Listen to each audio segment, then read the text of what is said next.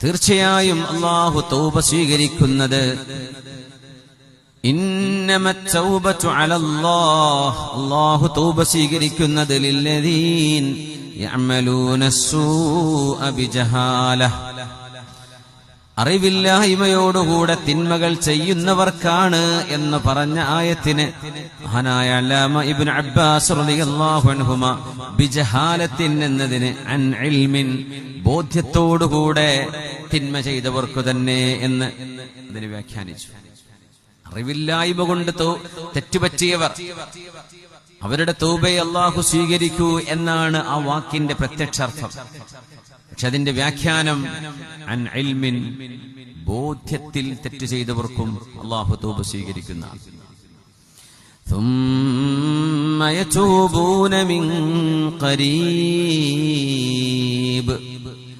തെറ്റുകൾ സംഭവിച്ചു പോയാൽ പിന്നെ ഉടനെ തന്നെ അല്ലാഹുവിലേക്ക് പശ്ചാത്തപിച്ചുകൊണ്ട് മടങ്ങുന്നവർ അറിവോടുകൂടെ ബോധ്യത്തോടുകൂടെ തിന്മകൾ ചെയ്തവരാണ്. പക്ഷേ ഉടനെ തന്നെ റബ്ബിലേക്ക് ഖേദിച്ചു മടങ്ങും. അല്ലാഹുവേ റബ്ബനാ ഗലബത് അലൈനാ ശിഖ്വതുനാ, അല്ലാഹുവേ ഞങ്ങളുടെ പാപങ്ങൾ കൊണ്ട് പങ്കിലമായി ഞങ്ങളുടെ ശരീരം ഞങ്ങളോട് തിന്മ ചെയ്യാൻ പ്രേരിപ്പിച്ചു. റബ്ബേ ഞങ്ങളിൽ തെറ്റുകൾ സംഭവിച്ചു പോയി, എനിക്ക് മാപ്പുതാ. രാത്രി തെറ്റു ചെയ്തവര് പകലാകും മുമ്പ് തൗബ ചോദിക്കണം, അല്ലാഹുവിനോട് തൗബ ചെയ്തിരിക്കണം. പകലിൽ തെറ്റ് ചെയ്തവർ രാത്രിയാകുമ്പോഴേക്കും തൗബ ചെയ്യണം. ഇല്ലെങ്കിൽ ആ രാത്രി തൗബക്ക് വേണ്ടി അല്ലാഹുവിന് വേണ്ടി തൗബ ചെയ്യാൻ മാറ്റിവെക്കണമത്രേ. മലക്കുകളോട് അല്ലാഹു പറഞ്ഞിരിക്കുകയാണ്, എന്റെ അടിമകൾ തിന്മ ചെയ്താൽ 6 മണിക്കൂർ നേരത്തേക്ക് ആ തെറ്റ് നിങ്ങൾ എഴുതി വെക്കരുത്. 6 മണിക്കൂർ. എന്തേ?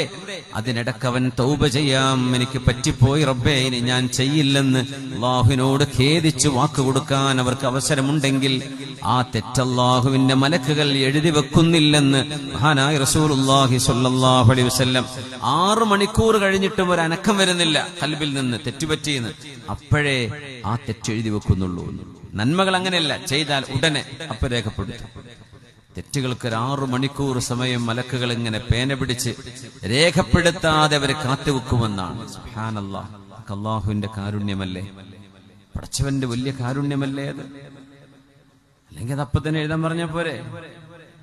തൗബ ചെയ്യുമോ പശ്ചാത്തപിക്കുമോ എന്ന് അല്ലാഹു നോക്കുകയാണ്, അല്ലാഹു പരിശോധിക്കുകയാണ്. ليست التوبة للذين يعملون السيئات حتى إذا حضر أحدهم الموت